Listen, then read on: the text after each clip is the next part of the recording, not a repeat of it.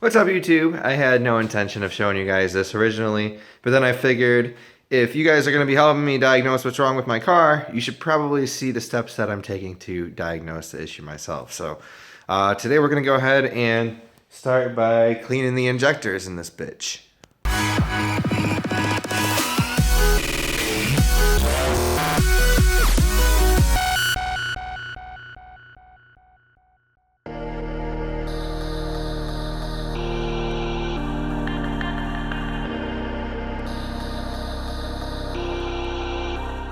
So here's the injector. While my fuel pressure test did show that it was sealing, like obviously that O-ring's pretty bad right there. Also, these caps aren't supposed to be on here. This is supposed to have just a regular end.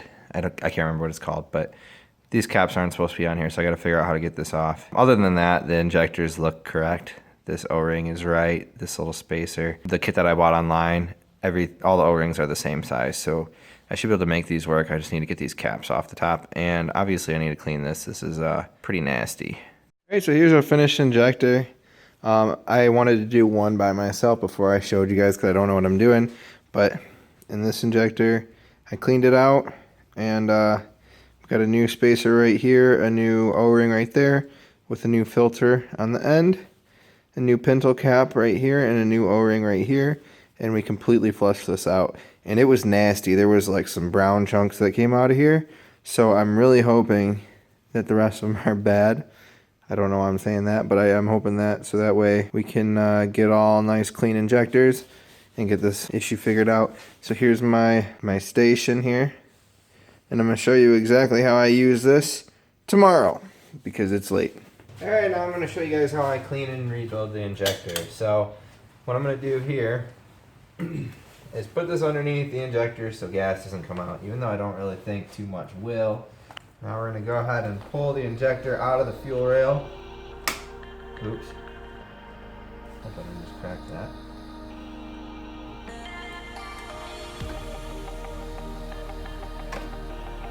There we go.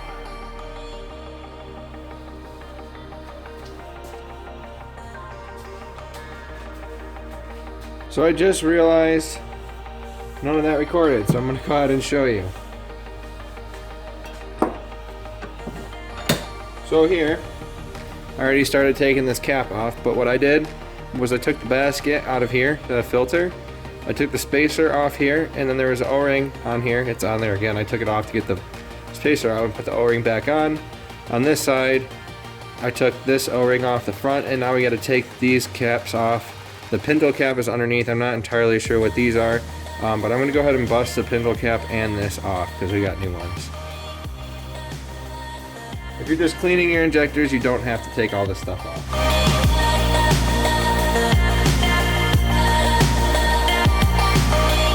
So the other cap came off. Now we just have the pintle cap, which on the other ones I broke it to get it off. I'm going to try pulling this one off because it's kind of still in one piece.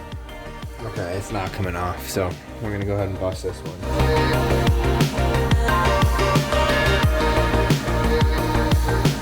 It doesn't take much at all to crack it. Just make sure you're hitting it on the side because you don't want to mess up this needle in there. Once you crack the cap, go ahead and kind of just pick it away. You might have to crack it a little bit more.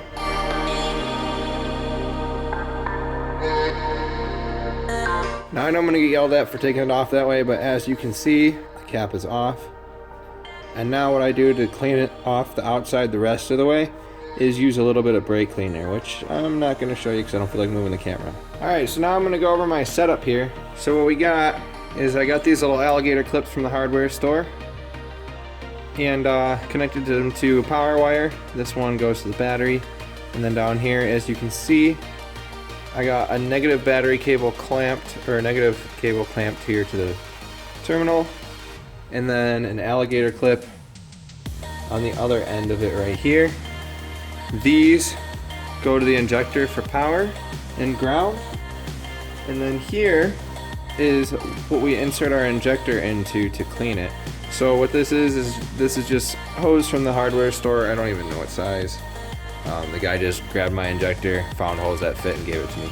So anyway, we plugged the end with this bolt and used a clamp right here to seal it really tight. This has a hole drilled in it for this to go through. And now what we do is take our clamp like this, and we take our clamp, put it on there, and then take our injector. This side, I left the O-ring on it to help it seal a little bit better because it wasn't sealing with the O-ring on. So now we're gonna take this, put it in our hose,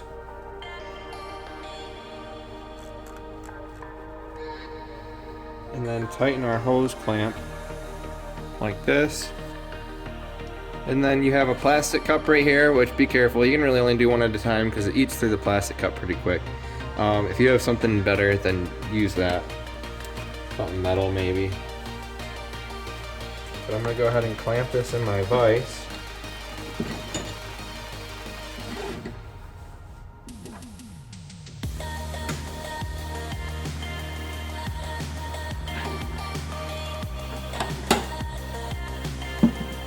And then you just want to plug in your can.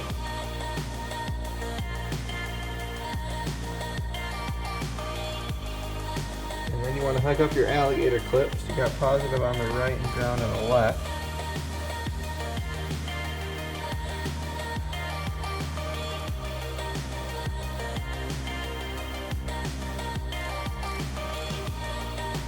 Test it, make sure your solenoid's firing. You can hear it click. And then, what you want to do, push the power button, or the power button, push down the can. Shouldn't be leaking. Make sure that it's not leaking like mine is, so I'm going to go ahead and fix that. Alright, I fixed the O-ring and tightened down the hose. Fix my alligator clamps. Now, we can go for it.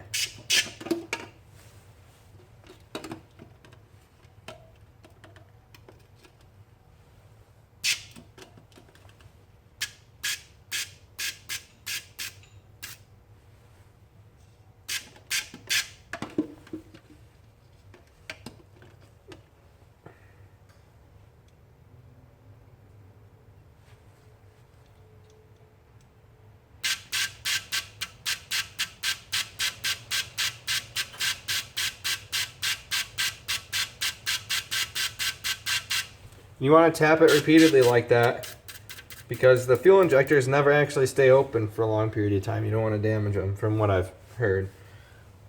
So that's pretty nasty. You can see it's like a little bit yellow in there and really it should be clear.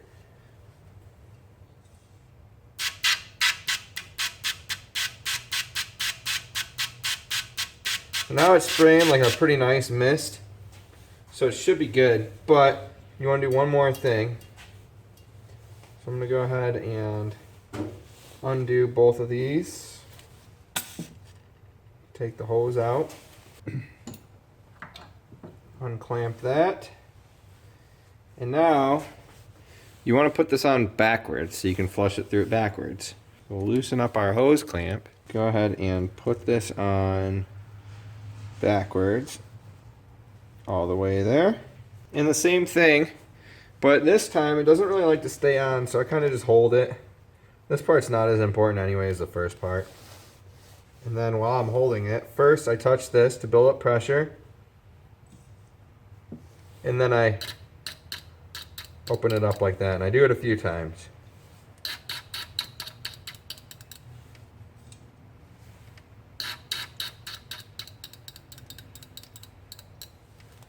And that should be it for cleaning them.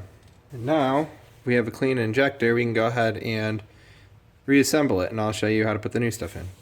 Okay, really quickly, I gotta dump this out because it's gonna leak through, but I just want to show you guys. See how it's kind of like yellow? It's like really dirty looking. And you can't really see, but there are some chunks in there, some little floaties. See if I can focus on it. There you go, now you can see the little floaties in there. So there was definitely some stuff in those injectors. The first one that I did was the worst. This is the third one, actually. Sorry for not showing you guys the other ones. But, yeah, the first one had some pretty big chunks in it, and it wasn't spraying right. So, that's pretty good. The other two were pretty clean to begin with. If you got a rebuild kit like I did, you get these 5 parts right here. You got your pencil cap, your O-ring, your spacer, your filter, and your other O-ring. So, I'm going to go ahead and start putting this back together. So what we need to do is first just take this O-ring off of here. We're not going to need that anymore. And what we're going to do first on this side is put on our spacer. Like that. And we got our new green O-ring right here. I mean, obviously, color doesn't really matter. Alright, so that's on. And a new filter, which just goes right in here in the end. Just like that. And then this side's done. On this side, what we have is a bigger rubber O-ring that goes like this. It just slips around the outside like there, like that. And that makes a seal when you put it all together. And then your pintle cap goes on top here. Now, this cap is not going to go on all the way. It's only going to go on about that far. And you need to take a heat gun. Other guy mentioned like a hair dryer, but I don't see this going on without anything but a heat gun. You got to heat this pretty warm so that it's soft enough to get on here. And what I did is I just took a nut. It's actually from my throttle body, but old throttle body. But what I do is I just push on the top of there really hard after I heat it up to get it on. And then that's it. I'm going to go ahead and do that.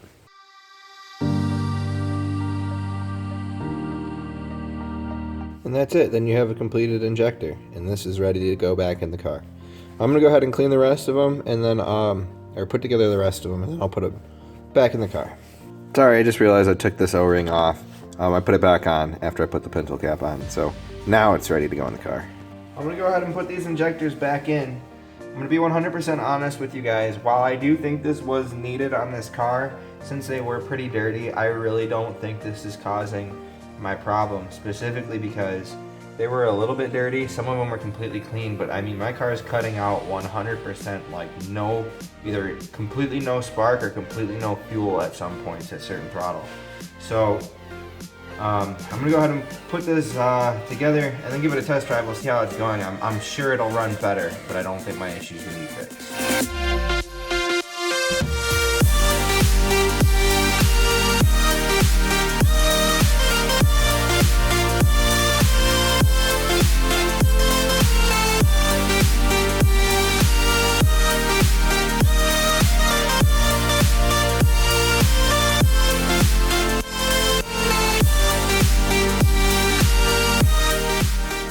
Alright, so fuel injectors are plugged in. Now I did want to ask you guys something. I just have to put the battery in. I'm going to test drive this to see how it goes. But one thing I wanted to ask you guys is what is...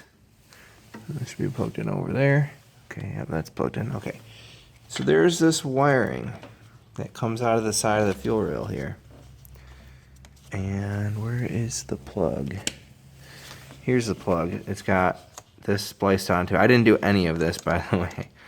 So we have right here, the wires are, it looks like a red wire with a yellow stripe. Yeah, red wire with a yellow stripe and a black wire with a yellow stripe. Sorry, you guys aren't seeing it, but that's what's there. And then the last guy had this spliced onto there and had it plugged into the intake air temperature sensor right here, which is wrong. On this car, the wiring for the intake air temperature sensor is over here, which I have it unplugged right now, but I have these two wires spliced on here. I know it's ghetto. I need a pigtail for this, but here's the intake air temperature sensor on a Civic. Stock wiring is right here. So ignore how ugly that is. It works. This is what I want to know. What is this plug for? I was thinking maybe a crank angle sensor, these wires. Maybe they went down here and plugged into the crank angle sensor. I guess I could check my other car. But if you guys know, let me know. So there's no fuel leaks. And just so you guys can hear how well this car actually idles, there's some steam coming off of it because there's so much condensation in here. But I mean, it's cold idle right now, so it's a little high. But I mean, it runs really well. This car starts right up, idles perfectly, no idle surging, anything like that. It's just the cutout under load. So we're gonna go ahead, I'm gonna let this warm up for a minute, and then I'm gonna go ahead and give it a drive.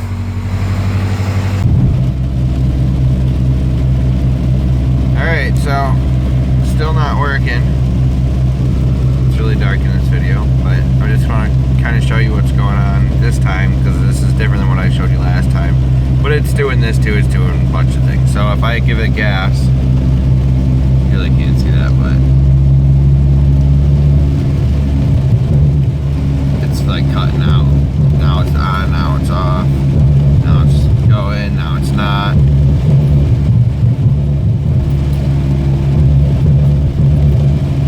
It really makes no sense.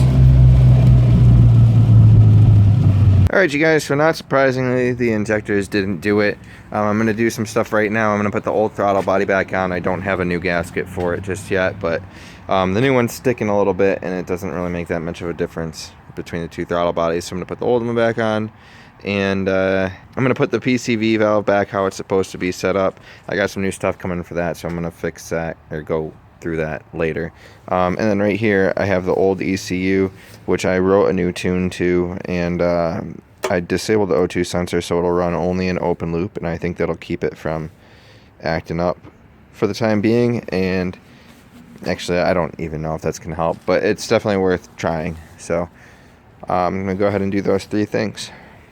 I already swapped out the ECU, now I'm gonna go ahead and do the throttle body.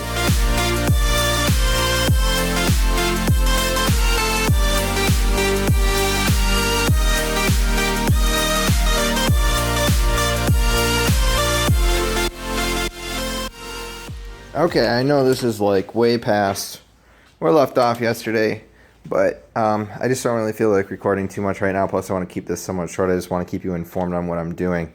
So I've checked the cam timing because I haven't double checked it since I did the head gasket, and I just wanted to make sure. So if you look there, both cams are facing up. Come over here and you can kind of see, let me focus. That one down there is lined up with the block. Gosh, that's really hard to see. Maybe you can see right here in the front. We got the two teeth pointing right at each other right there. And it's perfectly in time down there. So the cams are definitely in time. Alright, you guys, sorry to cut ahead. But I got the intake valves all adjusted. And now I'm going to go ahead and do the exhaust valves. Now, I don't think these have ever been adjusted because I'm breaking these loose, which they're very, very tight. And once I get them loose, this screw is stuck in the nut. Like I can't get them to break free. So what I've done is I have this ratchet, which I RTV'd a flathead bit into that I can use to get like really good leverage on this. And I also have a wrench for the nut, obviously. But I tried using even an impact gun, and I couldn't break them loose with that, like a little electric impact gun. So they're really, really tight. But anyway, I'm going to go ahead and put this in time lapse while I finish this up.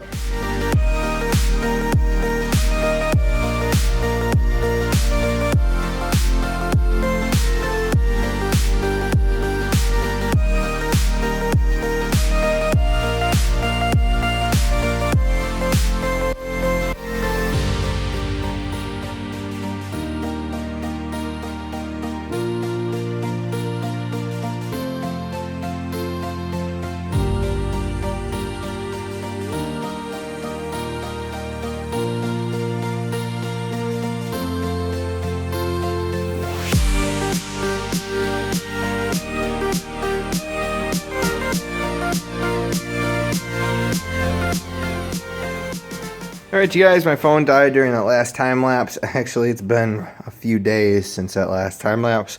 But everything's together. All of these are adjusted, all the valves in there, and the valve cover's back on.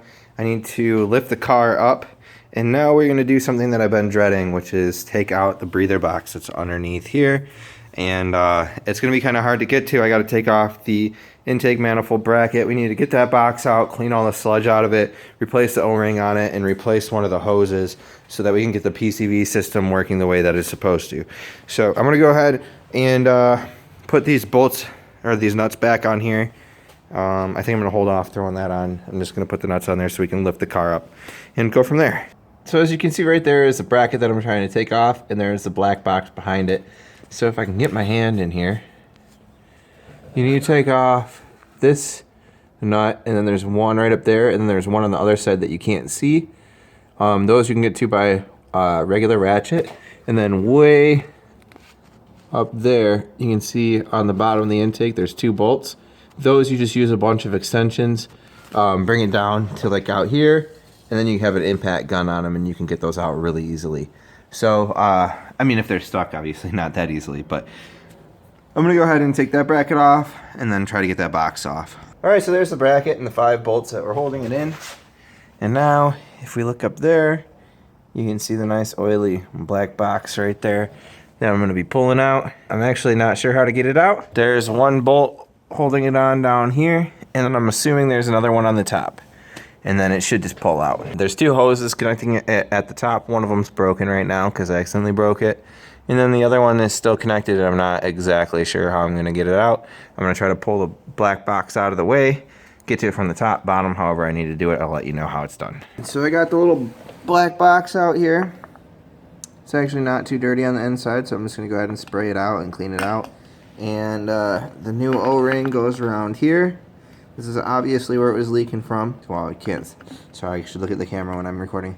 So this is obviously where it's leaking from. But just know that if yours is as old as mine, it's gonna be impossible to take out without cutting these hoses. So if yours are original, you are gonna have to break or cut the hoses. As you can see, they're basically plastic at this point. They don't even bend. This one does a little bit, this littler one, but for the most part they feel like plastic. And even though I got the clips off through the manifold, I still had, like, they wouldn't come off of the black box. So I got a new hose for this one because it's a special part that you got to get from Acura. It's got like a weird thing for the PCV valve to go in. This hose, you can probably just get a generic one at the auto parts store, which is what I'm about to do. But other than that, I just have to get the top piece from this hose out of the block and clean this out, pop it back in, and put everything back together. Oh, I guess I should specify that that bolt on the bottom, this one right here, is the only one holding it in. So you take that bolt out and then this pulls right off as long as you have these hoses undone or cut or broken or whatever. Alright, so here's the black box all cleaned up now. And I cleaned out the inside. And one thing that I should mention, I didn't know this, so I got the O-ring on the back here. But there's these grommets on the top, they're rubber. Mine are basically plastic because they're so old. But you're going to want to replace those as well. Mine were both leaking. I don't know if I'm going to replace them or RTV them. This is dented because that's how I hit it out, because I was having trouble getting to it. But I really should replace them. But I don't know if I want to wait for new ones to come in. This is just sealing air and like a little bit of oil, so I might just RTV them. But I'll let you know in a little bit. Alright, you guys, I just wanted to show you that this is the next day now, and these little grommets from AutoZone, where's the part number? Right there at the top. These fit perfectly in there, and they seal really well. So I got one in there now. I'm gonna put the other one in, put the plastic pieces in, and then put the new O-ring on and go ahead and put it back in the car. I finally got the PCV hooked up correctly in this car. As you can see, we got this going from the valve cover over to here where it's supposed to. This one I just put like this so that it looks somewhat normal, but it's blocked off on the end with a screw. I just kind of shove that down there. And then over here, you can see we had the black box down in there with the new grommet coming up here to a brand new PCV valve. And then it goes up there to the intake. So the PCV system in this car is now correct, and I'm pretty excited about it. I doubt that's going to fix my issue, but it was definitely something that was wrong, and it's been messed up since I did the head gasket, so it's good that I fixed that. I went ahead and put the intake manifold bracket back on, so all of that stuff's back together. Now what we're going to do is come over here. I got to take this box out like I always do. And then I'm going to clean up the ground that's down here, going from the trans to the end. Over here we got this ground in the back, which I got to put the brace back on here. But this ground I'm going to clean up right here where this is grounded and down here. Normally this ground is up here, but this one's been relocated, so should still work the same. It's just got to be a little cleaned up. And then we're going to come over here. And we got the ground going from the negative battery terminal to here. I'm going to go ahead and take that off and clean that as well. Maybe clean out the inside of this, but this battery's new, so that doesn't need to be cleaned. And then back here, it's a little oily from when the distributor was leaking. But right here, This is, I don't know what this ground is. I can't remember. It's like an ignition ground or something.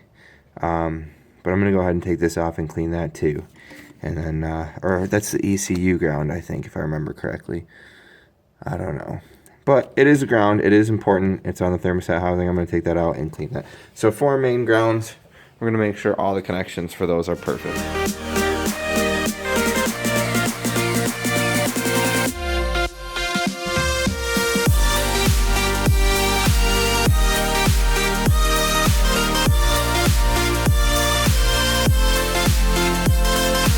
And this, my friends, has seen some better days, so I'm going to see if I can get another one.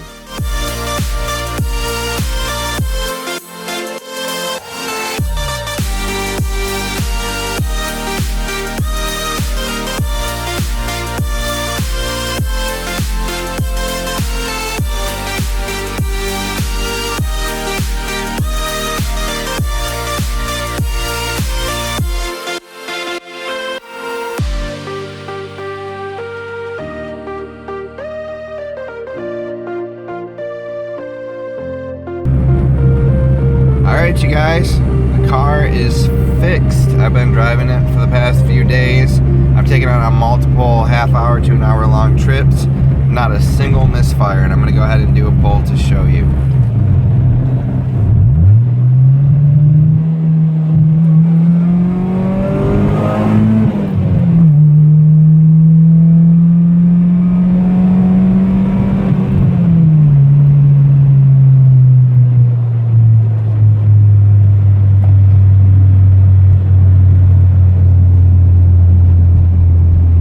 I was watching it back while I was editing it, and I realized that I did not tell you guys.